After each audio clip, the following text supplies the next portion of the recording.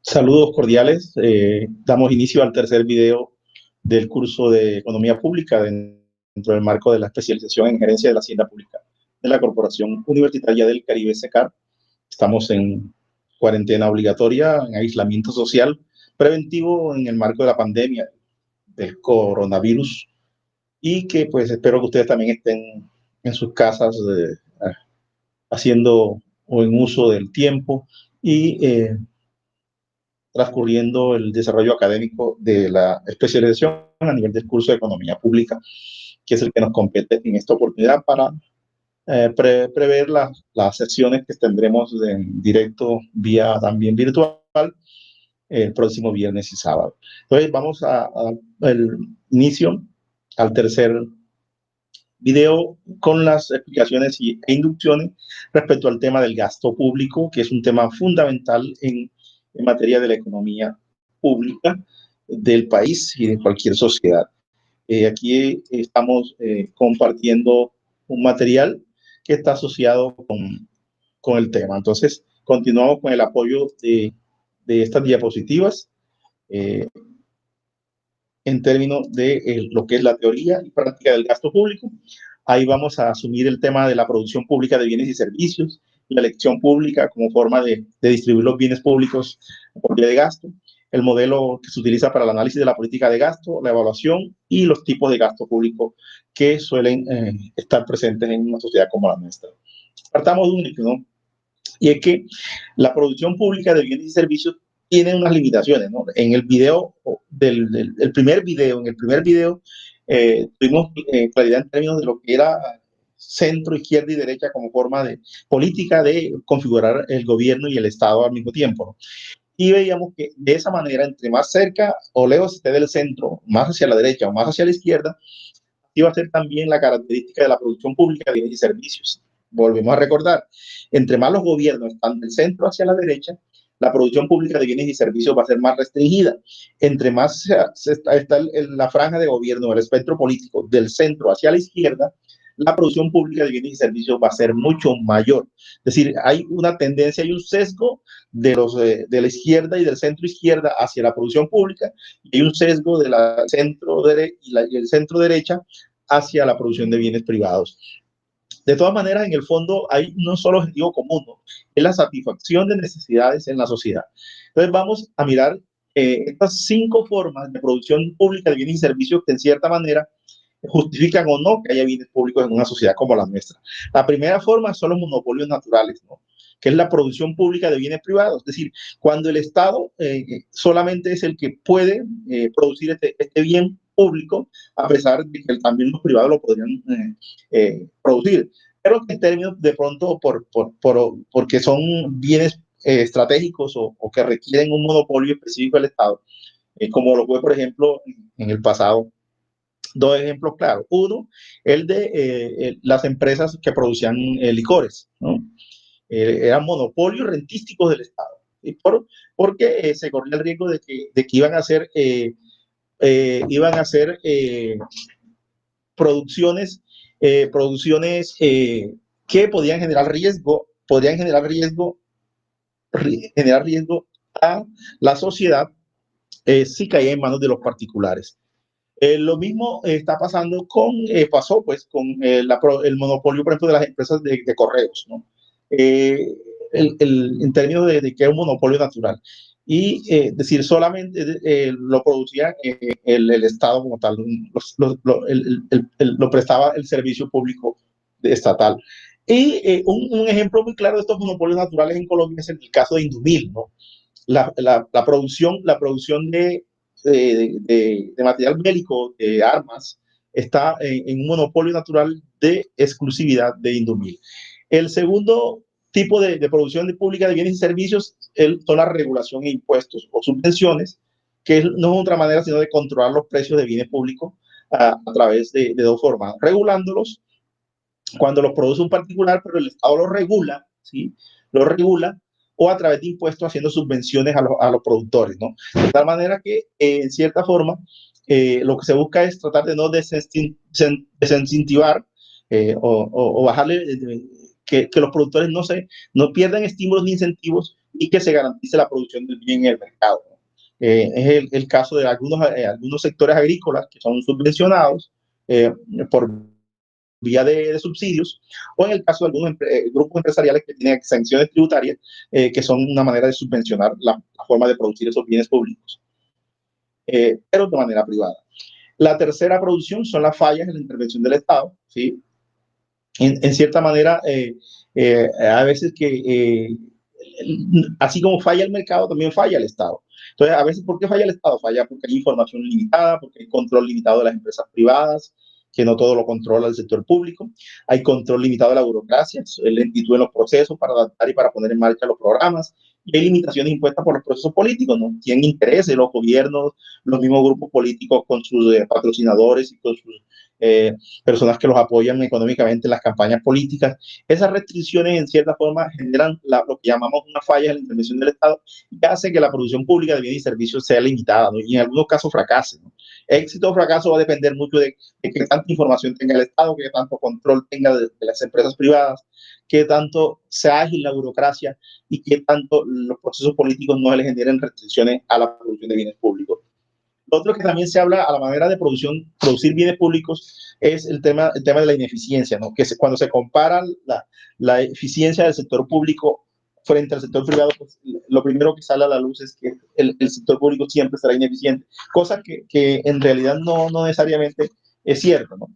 Que hay momentos en que hay empresas privadas que son muy malas y hay empresas públicas que son muy buenas, ¿sí? Y que no necesariamente puede ser por problemas de que todo lo público es malo. La ineficiencia del sector público pues está fundamentada a veces en elementos que tienen que ver con las diferencias de organización y con las diferencias individuales, ¿no?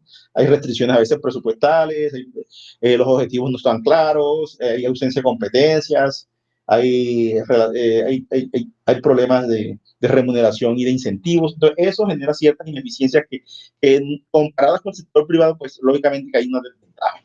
Y la última forma de producir bienes públicos y privados es una forma más reciente, que ustedes quizás han conocido en algunas experiencias, que son las alianzas pública-privadas, las APP.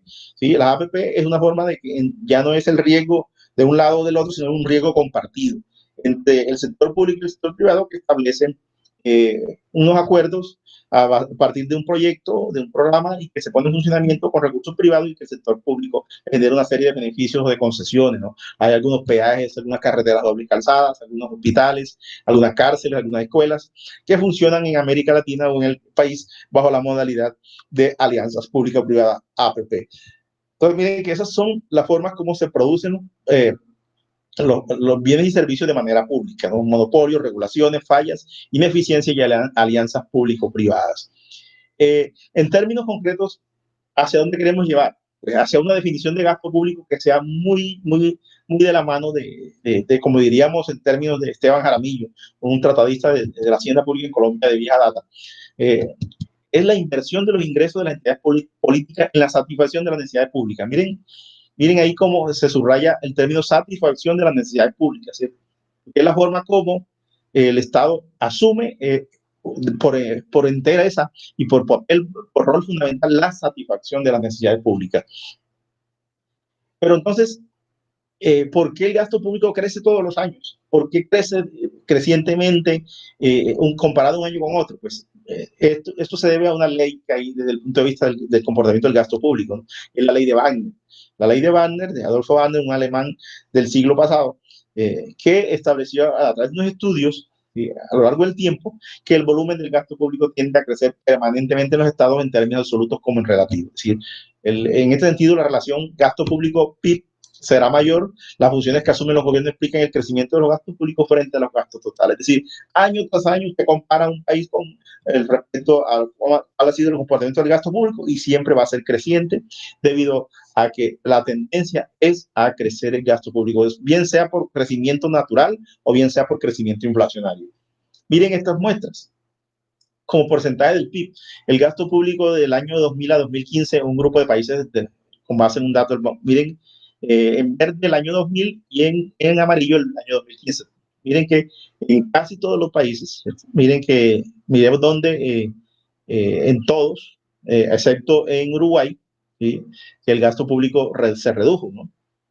Vamos a ver qué otro, aquí en Jamaica también, pero no son países tan representativos. ¿Sí? Los demás, miren que en los demás toda la tendencia del gasto público. Miren, en Colombia pasamos del 17% casi al 28%. El crecimiento casi que 10 puntos, más de 10 puntos por encima en estos 15 años. Entonces, esa es aquí se confirma el tema de la ley de Wagner, ¿no? Miren Colombia, miren Chile, miren Brasil del 21 al 36, los países de la OECD del 25 al 28. ¿Sí? Entonces, aquí América Latina del 18, casi del 19 pasó al 32. Entonces miren que toda es una confirmación de la ley de Wagner en términos reales, ¿sí? Y esta es una muestra de países más general, donde están también en el mismo periodo, 2000-2015, ahí está Colombia, pero están otros países de Europa, Finlandia, Francia, Alemania, y otros países como Japón, que tiene un gasto público más bajo, ¿sí? Italia, Israel, ¿sí? El crecimiento entre el año 2000, Israel bajó, y Austria no tuvo mucho crecimiento, Francia aumentó. Es decir, aquí se confirma la ley de Wagner en cuanto a la tendencia al crecimiento del gasto público año tras año. Entonces, uno de los aspectos que hoy en día, miren el tema de qué va a pasar después de que se controle la pandemia del coronavirus en el mundo. Entonces, ahí vuelve a tomar vigencia este señor, las teorías de Keynes respecto al gasto público. ¿Sí? Es decir, en una crisis económica, quien puede reactivarla no son los empresarios particulares, no son las empresas privadas, ¿sí? Porque ellas también están en una crisis de oferta y de demanda, ¿no? Aquí estamos hablando de cómo el Estado a través de la economía pública puede generar unas condiciones de recuperación de la economía en los próximos años. Estamos hablando del año 2021, 2022. Entonces, miren qué plantea Keynes. Keynes plantea de que la economía está propensa a consumir en proporción de acuerdo al ingreso que percibe. Esto se conoce como la propensión media a consumir. Es un término, una explicación de cómo la propensión al marginal al consumo determina en cierta forma, dependiendo del ingreso, un factor fundamental para que las sociedades puedan, en una manera, incentivarse a producir más. El otro aspecto es que el volumen de inversión en la sociedad está determinado por la tasa de interés y el rendimiento marginal del capital.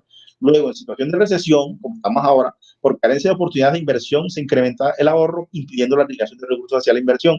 Para romper este círculo vicioso se requiere del gasto público como factor determinante de la economía. En este caso, la recesión no es provocada por un problema financiero, ¿no? Aquí el problema es las empresas están en paro, ¿sí? Porque no hay producción por lo de la pandemia y por lo de la cuarentena. Eso implica de que el Estado es quien le debe corresponder a asumir la responsabilidad. Entonces, las teorías de gasto de Keynes en este sentido lo que buscan es tratar de que una vez que cese la pandemia, una vez que termine la cuarentena y que el mundo sea declarado controlado el fenómeno del coronavirus, le va a corresponder a los estados de cada uno de los países a asumir una carga de gasto público para reactivar la economía. Eso, pues, es lo contrario al modelo que venía imperando y que tenemos en estos momentos en crisis, ¿no? Y ese es el modelo neoclásico sobre gasto público. ¿Qué dice el modelo neoclásico de gasto público contrario al modelo keynesiano? Mientras el modelo keynesiano plantea que hay que aumentar el gasto público para reactivar la economía, el modelo neoclásico o neoliberal plantea que hay que disminuir el gasto público y bajarle la presencia al Estado en la prestación de los servicios públicos y en el manejo de la economía. Es decir, que el Estado le apuesta más a una situación de garantizar, ¿sí? Más que prestar los servicios, ¿sí? Una especie de regulación. Y esto se va de la mano de lo que llamamos en Colombia los procesos de privatización. Es decir, pasamos del subsidio de la oferta al subsidio a la demanda, como lo explicábamos en un video anterior con el ejemplo de la ley 100. Entonces, este es un típico modelo neoclásico sobre gasto público. Menos tamaño del Estado, más presencia del mercado en la prestación de los servicios y el Estado regulando en cierta forma. Pero ¿cómo se logra llegar a un equilibrio sobre cuál es el modelo de gasto social o de gasto público o de gasto de inversión que los estados deben hacer en sus respectivas sociedades? Entonces, ahí se recurre a los enfoques de la teoría de la elección social. Y partamos de una premisa que plantea el premio Nobel de Economía Amartya Sen. Un camello, se ha dicho, es un caballo diseñado por un comité. Entonces, miren que eso nos da cuenta de cómo, ¿sí? Cómo en cierta forma ese camello, ¿sí? Planteado por el comité es la forma como la elección social es el mecanismo mediante el cual en las sociedades, los países dotan a sus ciudadanos de los bienes públicos que se requieran. Entonces, miren, ¿qué es eso de la elección social? Miren que por un lado están las preferencias individuales, ¿sí? Con un orden, ¿no? Con una prioridad. Yo quiero esto otro, en segundo lugar esto, en tercero esto y en N esto. Luego, si yo como Estado voy y toco la puerta de cada uno de los ciudadanos de mi Estado y le pregunto qué quiere, y le pregunto a B, C, a X, Y ciudadano, cualquier respuesta va a ser diferente una de la otra. Entonces, el orden de preferencias individuales no se podría procesar de esa manera. Entonces, ¿cómo se procesan las preferencias individuales en una sociedad como la nuestra? Se procesan por vía de la elección, por vía del voto directo, ¿cierto? En este caso, cuando usted toma una decisión colectiva, ¿sí? Pero de manera individual por vía electoral, usted está dándole orden de preferencia colectiva. Cuando los ciudadanos en el 2018 votaron por el gobierno actual en Colombia, fue una elección de preferencias colectivas. ¿Cómo suministrar los bienes públicos de manera colectiva a partir de los procesamientos de las preferencias individuales? Entonces, la elección social toma un conjunto de preferencias individuales, en este caso mis necesidades, y trata de agregarlos mediante mecanismos electorales de escogencia directa o indirecta para formar lo que sería el orden de preferencias colectivas que caracteriza al grupo de individuos en una sociedad para la producción de bienes públicos. ¿Me explico? Entonces, cuando yo tomo una decisión individual votando por un candidato, estoy escogiendo una manera de suministrar los bienes públicos de manera colectiva. Si bien mi decisión es individual, por suma de preferencias se va a convertir en una decisión colectiva y termina imponiéndose para el resto de la sociedad el modelo que se escogió en elección, en este caso, por mecanismo del voto. Entonces, esa es la forma como se define en un país cuando, por ejemplo, miren el típico ejemplo que tengo a la mano y es el de Uruguay. Uruguay venía con 15 años de preferencias individuales procesadas de manera colectiva por vía de los partidos de la concertación de izquierda, ¿no? Un grupo de izquierda, de partidos de izquierda que venían gobernando el país desde hace 15 años. El año pasado, perdón, hubo una elección y los individuos decidieron individualmente, votando, que ya no querían más la forma de preferir los bienes, de esa manera y escogieron un candidato de derecha. Entonces, miren cómo las preferencias individuales cambiaron de un momento a otro. Es decir, 15 años de gobierno de izquierda, después son la alteridad democrática, ahora vino un gobierno de derecha. Es decir, los ciudadanos escogieron de manera individual cómo iba a ser el mecanismo de provisión de bienes públicos para los próximos años. Entonces, esa es la forma como se distribuyen los bienes públicos en una sociedad desde el punto de vista de la elección. Pasemos al caso colombiano, entonces. En el caso colombiano, miren cuál ha sido el balance de ese gasto público en Colombia. Durante el caso de los periodos Uribe 1 y Uribe 2, Uribe 1 fue del 2000 al 2006, Uribe 2, 2007 al 2010, vamos a contrastarlo de la ley de Bandes, ¿no? El gasto del gobierno nacional, el GN, estuvo cercano al 18% en promedio, 17.5%, y del 18% en el segundo periodo de Uribe 2. Miren la tendencia, del 17.5 al 18, un incremento de más de 5 puntos porcentuales en esos dos periodos. Estas cifras representan un marcado incremento respecto al 10% del PIB de gasto público observado en la primera parte de los años 90, es decir, hubo un decrecimiento del gasto, pero se mantuvo la tendencia creciente. Y en el periodo Santos Unidos, el gasto público ha llegado a del 20, casi del 28%. ¿Sí? Miren, del 18 que lo deja Uribe al 28 que lo entrega Santos. Entonces, miren que ese es, ahí estamos hablando de la confirmación de la ley de Wagner, ¿cierto?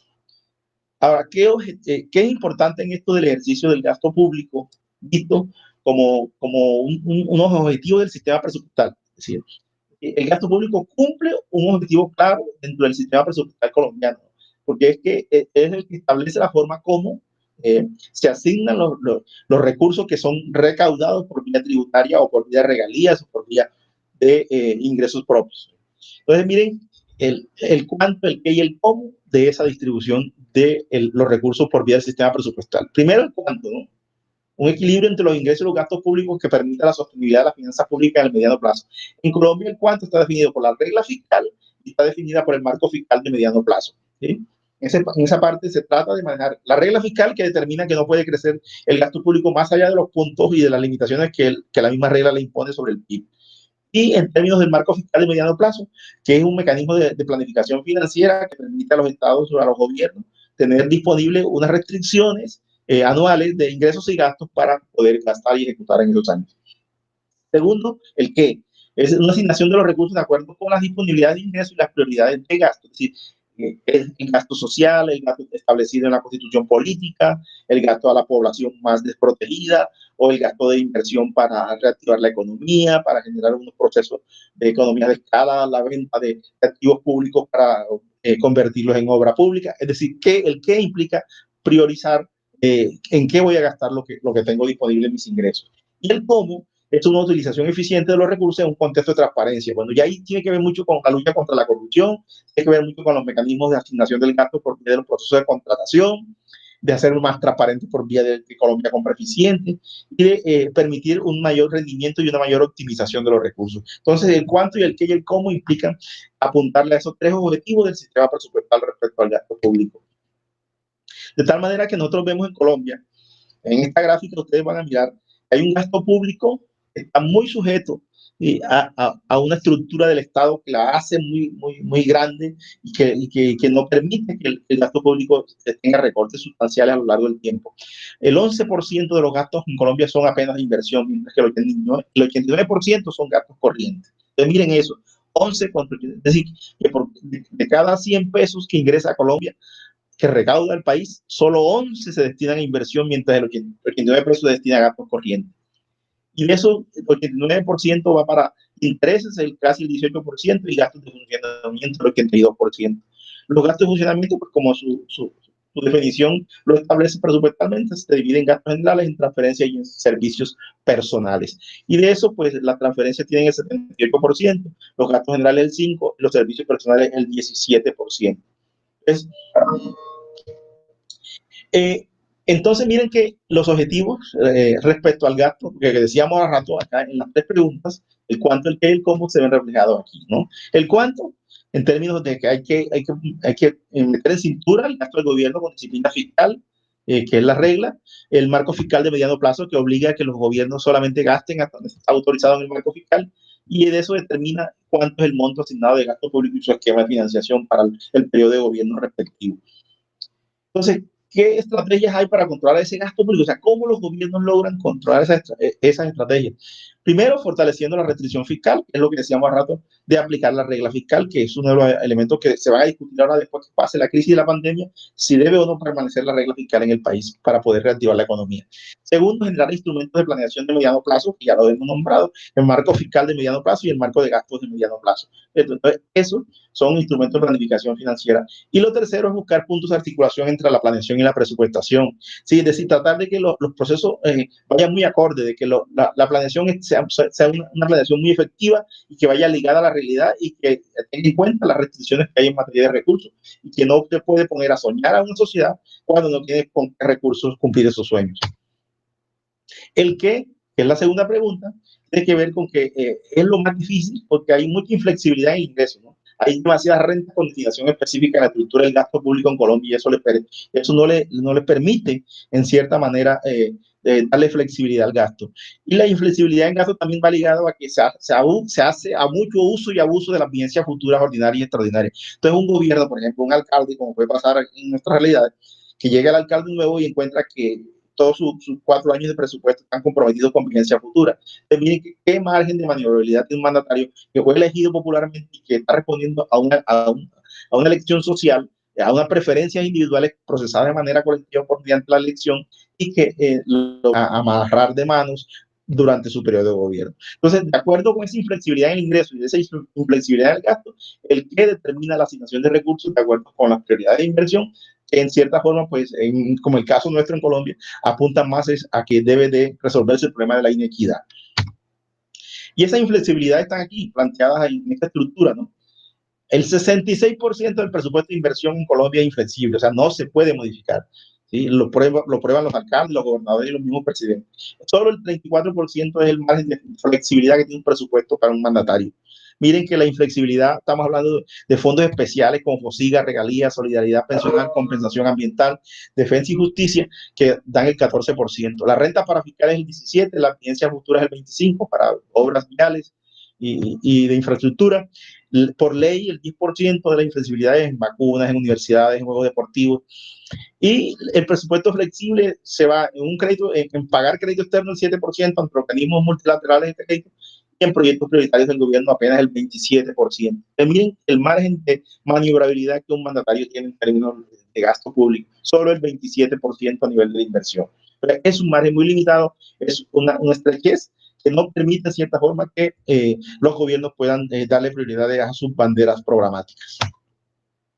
Y es más, hablando más de inflexibilidades, pues en sus municipios, en sus territorios, lo viven diariamente con la distribución del SGP, ¿sí? Y a quién beneficia, ¿no? El SGP se reparte en un 4% para asignaciones especiales y un 96% de manera sectorial. Entonces ahí se va para la educación, un 58%, para salud un 24.5%, para agua potable y saneamiento básico un 5.4% y para 11.6% propósito general. Entonces miren que eso está distribuido. Entonces los alcaldes, cuando reciben el SGP distribuido por el DNP, lo que hacen es prácticamente dividir en porcentajes de lo que tienen para sus sectores y administrar pobreza durante los próximos 4 años.